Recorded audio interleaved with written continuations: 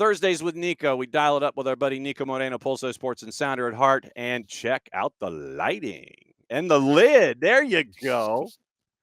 He's got the Cougs lid going. He's got the Seattle flag behind him. He's got the mood lighting going. You got the key light. I see you got the key lights going. You got the lights now. You're dialing it up a stage at a time. How are you, my friend? Hey, what's going on, John? SDH family? We are back, of course, for another segment of Thursdays with Nico. Just excited to be on. I am in my second cup of coffee today. Got the lid on because didn't have enough time to do my hair. And, after unfortunate result of the Apple Cup, we're still going to rep it. We're right here.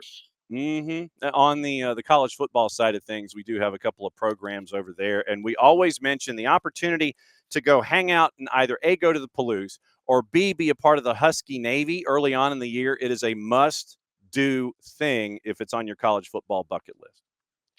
Yeah, the atmosphere out here is definitely worth checking out. Either for a good Husky game, or if you want to go to the Apple Cup, all the way to Pullman, it's also really really fun. The atmosphere was there for this one over there at Martin Stadium. So yeah, man, there's a couple of really good fun atmospheres college wise for football over here as well. All right, so let me ask you this. When it comes to Seattle, is there a keeper controversy? Are we making too much out of it?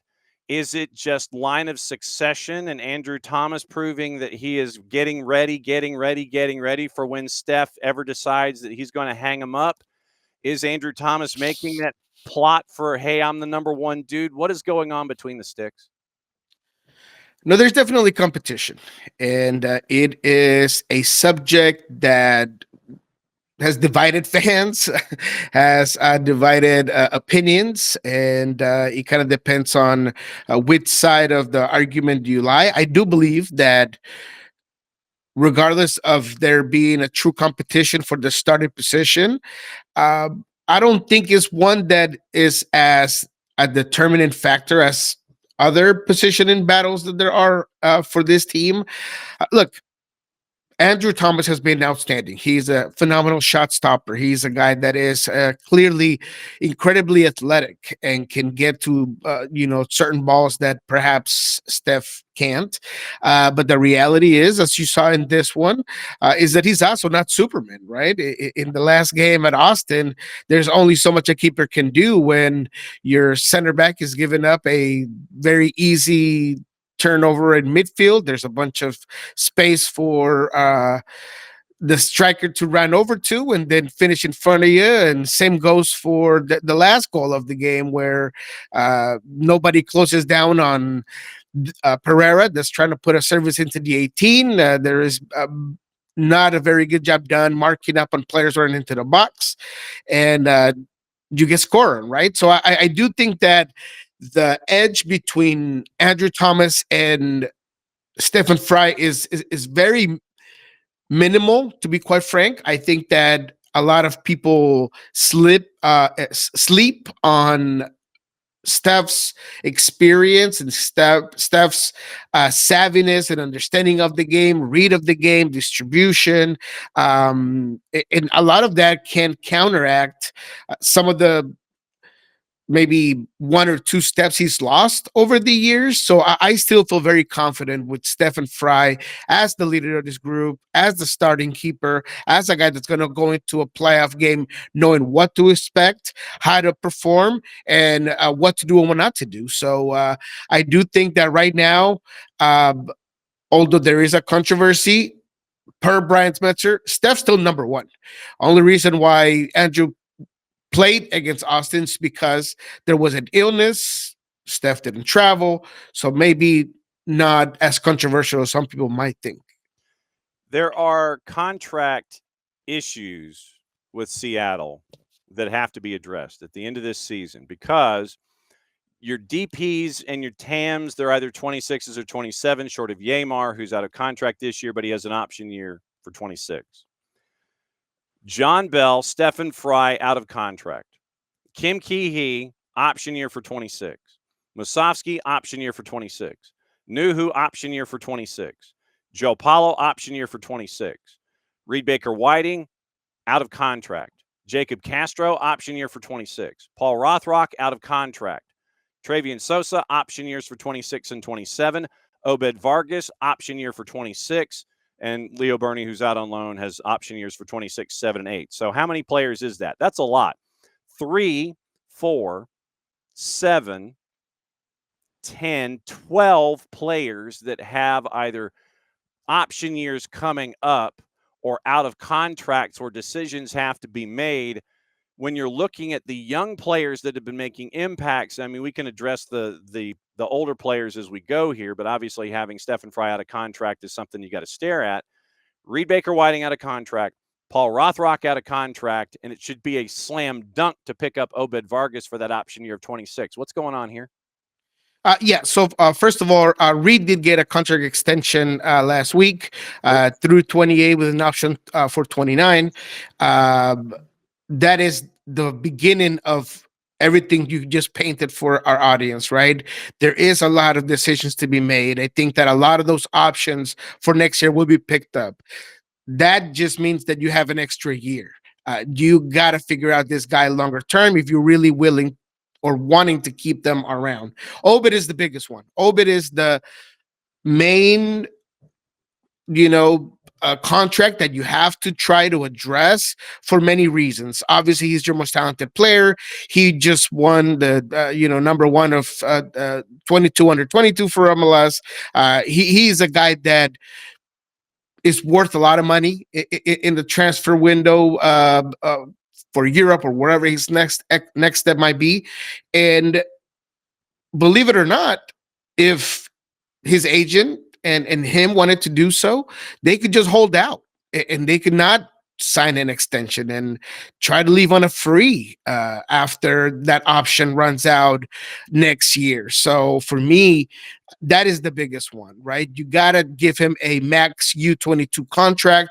You have to try to extend him for at least 3 years, and then obviously find a pathway to get him to Europe and be able to get something. Now, if you're unable to do that and there is some hardball being played, then that's unfortunate because that's really going to put a wrinkle in a career of a young man that has been all about the Sounders all about him, a great product of the academy. But it is a business, and Seattle has to find a way to get something for him. So whether it's through MLS or whatever it might be, you might have to do something about that. So that's one of the biggest ones. The rest of them, as Craig Weibel said himself, if there's going to be a lot of turnover next year, is going to be through transfers. He's going to pick up all of his options and maybe deal and wheel as it goes if he feels like he cannot extend Aidan Musovsky, who's a guy that is clearly has made a case to get a raise, right? So they're going to pick up his option, but his agent will not be doing his job if he was not asking for a raise. Paul Rothrock's in a similar situation where he was made the poster child of the Messi game, the Leagues Cup final. He performs. He's been a team player. He's this, spark plug for the team. So his agent would not be doing his job if he wasn't asking for a big contract. I had heard he was between the high 600s to about 750 that they were asking for before. I would think that that's even higher now, at least to start the conversation. So as a player that is not a young gun, he is 28 and he does need to get a payday. That's going to be another one that I think we'll watch for because I think there is a market for a guy like Paul Rothrock out there, and understanding his situation, he's going to want to get paid. I know he wants to be here. I know he loves the city. He loves his team. He's all about being and playing for the Sounders. But, tough decisions happen in the negotiating table. So there are a lot of big decisions for these Sounder teams moving forward. All 3 U22 slots are available, right? Yes. At this time, well, now, obviously, Reed Baker Whiting's going to take one of those. Yep. So then you still have 2. Correct. Yeah. So 2 U22s. So there are places where you can stash folks when it comes to these new deals and such. And you look at the situation currently, and I mentioned the U22s and the pipeline that we always like to talk about involving Seattle and Tacoma. Tacoma next to last in the Western Conference in MLS Next Pro this season. You're used to seeing the pipeline. Where is the pipeline now? Is everything okay? Do the folks at Providence and Swedish Delicatessen and 5 Minute Oil Change, are they concerned about the lack of results at Tacoma, or is it more focusing on getting them ready for Sounders and first team play? Where does this fit right now? Yeah, look, every organization will tell you that they want their team to be successful, but the reality is that the Sounders don't necessarily think that's a priority. It's all about developing these young players. It's all about that pipeline. That pipeline's still there. There is plenty of uh, future and upcoming players, both at center back, at center midfield. Maybe not as many on the attacking end, but the product for Tacoma Defiance is that alone, right? It's not about the results. They've clearly plugged some really big pieces out of that team. Osasa de Rosario being one of them, right? He was a guy that was outstanding with Tacoma. Not having him there has clearly affected the team. A guy like Schneider Brunel, you could see how much they miss him in that team, right? He was a guy that was the center feature of that operation, right? At one of the center midfields, one of the pivots for the team. There's also obviously been turnover in terms of the coaching staff, right? Coach H was let go because of a lot of things, situations in the locker room, um, difference of philosophies, if you will, and that goes into what the Seattle Sounders want to do. That is primarily just developing this team, regardless of results, and that could be tough for a head coach to say, "Hey, John, we want you to have this team, but if you lose, it's fine. Just get me this guy's ready to go." Yeah. But I do think that there is a pipeline there that is coming up that is clearly being built to continue to sustain this roster so it works as well as it has been. And so that was the question that was kind of trying to. I was curious because I was wondering if it was just focusing on getting everybody ready for first team, if it's results based. What are you trying to gauge? Where is the level of priority? What matters above what else? Considering that we're chasing after playoff spots here in our footprint. And so I wanted to ask, considering that Tacoma was having an uncharacteristic year in the standings in MLS Next Pro, and that's why I wanted to ask that question. Seattle right now in fifth, 30 matches played, and it looks like this is going to be the street fight for the 5, 6, 7 right now with Seattle, Austin, and Portland. Austin came out this morning and they have released that they have signed Brad Stuver to a 2-year contract extension, guaranteed through 27, option for 28. So Austin makes the first step in making sure that their defense is locked in place. Stuver staying for another 2. Seattle right now, you're 5 points behind LAFC. LAFC has matches in hand. What's the vibe right now chasing Cascadia coming up this weekend and here in the stretch run for playoffs here in 2025? Look, there's confidence in terms of what I've heard from Brian Smetzer. I think there's confidence in the group that they can correct the mistakes that have led to 3 unfortunate results, 3 results that are frustrating, and 2 consecutive losses, right? There's a common denominator in all 3 losses, and that is self-inflicted wounds. That is defensive woes. That is a team that has been unable to close games in the last couple of minutes, whether it's lack of defensive posture, right? Guys on the wrong side of the ball. A team that has made it an emphasis to be more of an attacking on the front foot, but you can also not be unable to understand that in the 87th minute of a game where you're winning 2-1, you shouldn't be looking for the 3-1. You should be trying to hold on to that lead as well. So there is a level of confidence that the mistakes that have happened on set pieces, on throw-ins, on transition moments, those can be fixed. But the team needs to understand that regardless of that confidence, you put yourself in a very bad position, because you had an opportunity to get home field advantage in the playoffs, or at least some home field advantage in the playoffs. You've dropped points after points after points. All of these three games, with maybe the exception of Miami at Fort Lauderdale, you or I had in the winning column, right? You thought that you were going to be able to get those results. Now you've dropped those. And when you put yourself in a situation where you might have to face an LAFC or a San Diego in the first game of the playoffs, you're setting yourself up for a difficult situation where if you're eliminated in the first round, is this still a successful year for this team? I would think that it is, but I think very highly of Leagues Cup. The fan base doesn't. I think you still get a title. That is what it is. But nobody wants to see this Sounders teams go in there and get clapped by Sun and Buanga, or by Lozano and Dryer, right? No one wants to see that. So this team has put himself in a difficult situation, because if you look at the rest of the games, the Portland game gets played different, right? It's a Classico. You don't really know what you're gonna get. Vancouver game this weekend, that's a difficult game. I think that there's a lot of things that Vancouver does that put Seattle in some predicaments. A lot of speed, a lot of transition moments, very direct. They could be a problem regardless of their midweek game. And then if you keep going on, the game at New York's not easy. It's not easy, regardless of what you might have seen within Miami just yesterday. But I think that there's a lot of ways where this thing can go south for the Sounders, and they need to figure that out. But there is confidence. They did get back Pedro de la Vega back in training in full. There's still a lot of concerns about what it is that's going on with the tricky injury and the tendonitis.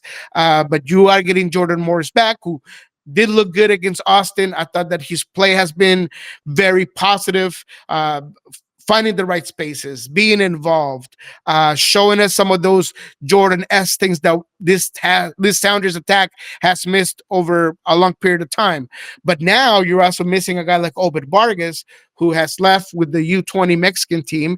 So there are ways to replace him, but you do lose a step, right? It's Schneider Brunel is a very good player, but he's still 18. He's still not over it.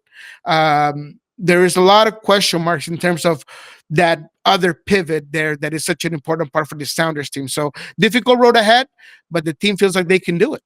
And the integration of the new faces in the Western Conference adds to the chaos in the run in here, where Thomas Mueller has proved that he's right at home in Vancouver. He has stepped right in, and happy birthday to you. And you see what he means to Vancouver.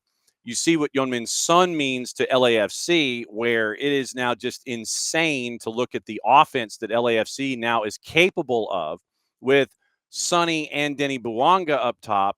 And that looks like that is already working its way into a great pairing. So that there are teams that you mentioned in the Western Conference that got to add pieces, and they're important pieces. They invested in themselves, and you're seeing in Vancouver and in LAFC the statements that they're trying to make heading into the postseason. Absolutely. And you kind of saw it coming when it comes to LAFC. You just didn't expect that it was going to be as of a finished product, but it just seems like the more that Sun and Buanga play together, it just fits the way they go against the run of play, the way you can add and move a guy like La Perla Martinez, that midfield starting to solidify well. Defensively, they're able to manage things a lot easier. They're understanding what Chirondola wants to do, and it is infectious. You mentioned Thomas Mueller. I think both of these guys, both Son and Mueller, what has surprised me is how energetic and influential they've been, not just on the ball, but just for the entirety of the team, right? So it is a difficult situation, and I will put San Diego up there too, right? They have been trending in the right direction. They are a team that's going to be difficult to play. I think, you look at Minnesota. Minnesota's also another team that in their own ways, in their own systematic success, it's going to be difficult if the Sounders are not playing to the best of their abilities. Now, I think there are things that are working out for Seattle. I think Jesus Ferreira is a guy that has been very good and continues to get better. And regardless of where you put him on the field, he's a guy that's cerebral, that can finish, that has showed you that he could set up other players, right? Look, that Austin game, two clear chances that were set up for Jordan Morris were by design, were by a guy like Ferreira with a little back heel, with a just understanding of where he's going to be. So there are things that Seattle has been doing well offensively, but you got to finish. You cannot have all the volume, all the XG, all of this stuff, and not be able to finish. So uh, that is going to be something that Seattle's going to have to prove against Vancouver. And this is a huge game. John, this is a huge game. This is the parameter. This is the way that you set the stage for the rest of that final stretch of games, right? You're at home. I don't care if it is Mueller, because we don't know if he's going to be ready or back or not. He has some injuries. We don't know where certain players are going to be there for this Vancouver team, but that is a very good midfield with Kubas and Bellhalter and Jaden Nelson, speed, and Sabi, and White's back. He came back and found back of the net immediately. So this is a good Vancouver team. Seattle needs to understand that this is where they shine, and they're going to have to be good at every sense of the play. Set pieces are going to be important, defensive shape, finishing, being on the front foot. Seattle has to be the protagonist this weekend. You're a minus 102 with Seattle. Vancouver's a plus 242 on the road late night Saturday. 90-minute draws a plus 277. Oof. Uh-huh. Wow. That's difficult. Yeah. No, yeah. Those are interesting numbers. That tells me that there is, different beliefs there. I happen to think that this could be a frustrating draw for Seattle. This could be one that might go that route. I saw a Vancouver team against the Timbers. I know it's midweek, but I don't know. They kind of wanted to absorb pressure, or they were maybe not as effective in possession. So they gave up a lot of opportunities for Portland to get there, but they were able to hold on. So could it be a similar game where there's a lot of options early on for the Sounders, and then in a little rub-a-dope action in the second half, Vancouver kind of gets back into that Portland game? I could see that being the case. So it'll be an interesting one, but it could be a draw. I believe in this Sounders team. I think that they definitely will be able to correct things. And they're playing with a little chip on their shoulder. They hear all the narratives. They know that everybody's expecting certain teams to win the West, and that could be good. But you got to show it on the field, John. You can't just play well and not be able to put the ball in the back of the net. Draw, by the way, is a plus 277 in the composite. Vancouver, I like that. Vancouver starting lineup last night. Takaoka in net, left to right. Johnson, Halbuni, Laborda, and Bovalina. The two in front of them, Sebastian Berhalter and Priso, Jaden Nelson, Cabrera, Sabi, and Illumi up top. And so Ryan Illumi was your point of the spear last night. That was the lineup that was put out by Jesper Sorensen last night. On the bench, it was Daniel Rios, who had a cup of coffee, Bomer Brian White, who came in, scored the goal, Ali Ahmed, Nelson Pierre, JC Ngando, who got minutes, Jivan Badwal, Mark O'Neill, and Nikola Djordjevic. So that was the lineup last night in the 1-1 draw, as it might have been a bit of a rope-a-dope, but you did get minutes and you got the 1 point, and you had to bring in Brian White to do it. A couple of games that I wanted to do cliffhanger with you, and one of them is intriguing. I'm looking more at the total than I am the number. San Diego FC, because you mentioned Chucky Lozano and Anders Dreyer, they are now back on their natural surface. They are now back on the grass at the Murph Dragon, taking on San Jose at a minus 145. San Jose is a plus 300, draws a plus 341. I wanted to look at the totals in this one because I was thinking that there might be goals. I'm just saying. 3.5 a minus 113. 4.5 is listed at a plus 196. I don't know if it gets there. They're thinking this one might be defensive at the Murph Dragon. I'm intrigued. No, hey, look, I like the 4.5. Okay. I think San Diego and San Jose are both teams that are going to go all out. And San Jose, as much as we've seen struggles defensively, they always keep on pushing. I think Christian Arango has had some chances in front of goal that he wishes he would have back. Um, if there's anything that's interesting about the San Jose team is that it's a fun Bruce Arena team to watch, and they do get forward very well. So yeah, I think that this is a game that could go above the 4.5. Uh, Obviously, San Diego is the clear favorite, not good enough for your numbers. But Right. if you wanted to bet on that total, I would go for that 4.5. Okay. Couple of others that are kind of intriguing just for playoff positioning and such. Colorado, Minnesota. Colorado at home with the Rabid Prairie Dogs is a plus 122, hosting the Loons at a plus 188. RSL favored at home at a minus 120. Austin is a plus 290 going to Rio Tinto. And then Sunday night soccer, Cincinnati and the Purple team. Cincinnati favored at home at a plus 127. Purple team a plus 177. Draws a plus 274. Anything stick out there? Yeah, what's the Minnesota number? Minnesota is a plus 188 heading to Commerce City, Colorado. Yeah, I like Minnesota. I really do. I think that is one that is a clear win in my opinion. I think that what Minnesota likes to do is going to really eliminate Colorado's uh, attacking channels. Uh, when it comes to defending in transition, especially, I think Colorado struggles as well. So I like Minnesota in that one. That one's interesting. I don't like the number, but it's definitely one that I like to add as a sure win, as a lock, in my opinion. Um, the RSL Austin, I don't love, to be quite frank, but the Cincinnati Orlando, that's one that you kind of want to look at, right? Cincinnati has been on a tear, Mm-hmm. but this is the type of game that Orlando just sticks out of nowhere. And throw away the statistics, throw away form. This is one of those games that Poppy's Orlando City on a Sunday night football is just gonna come out of nowhere and just blow up. To me, Orlando City, what was the number for Orlando? One. Orlando, hang on, because I went to the numbers. And by the way, plus 3.5 is a plus 139. That's where it flips. Oof. So Orlando is a plus 177, draws a plus 274.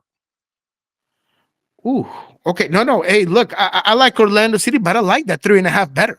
Okay. Three and I like the 3.5. I mean, call me crazy, but I think Orlando City and the 3.5 is a very possible outcome. And look, Cincinnati, as good as they are offensively and as good as on paper they are defensively, it's been a couple of times this season where you kind of try to figure out where is that talent, where is all that money being spent at, because they do have some issues back there at times. So for me, this is going to be a good one. A lot of vibes. I think there's going to be some goals. So yeah, give me Orlando City, and we'll see how that plays out. All right, what's going on with Sounder at Heart and Pulso Sports as you head toward the Providence and Swedish 5-minute oil change and smoothie land? Oh yeah, if you want to hear what Brian Spencer had to say, Jesus Ferreira had to say yesterday, go ahead and check that out. We will have an episode of the Coach's Corner, maybe with Tommy, considering the uh, goalkeeper controversy. So maybe we'll talk to Tom Dutra about how that works into his job and how difficult it is or how easy it is to have two guys that cheer each other on, but they're obviously competing for the same position. So that's going to be interesting. You probably found that at Thunder Heart first, then at Pulso Sports YouTube. And then everything that happens during the week, of course. Friday, we're going to record probably with Tim Foss as well and Jeremiah Chan, of course. What we learned this week, breaking down the week that has been for training. And then, of course, on Monday, Love and Scorchers with Ari Lillenwall. As always, my friend, great to see you. Wait, who does Washington State play this weekend? Do we know? Is in, I'm in, not in, really the, sure. in the American football? Hang on just a second. So, let's see. I just bought tickets to the Utah game because it happens to be family week. See, So I'm going to be going there in a couple of weeks. I want to say as you mid October. All right, so let's see. Let me check. Do we have anything in the pack? How do we list? Okay, so right now Washington State is 2-2, and the games that they have won pretty tightly. They beat Idaho, they beat San Diego State.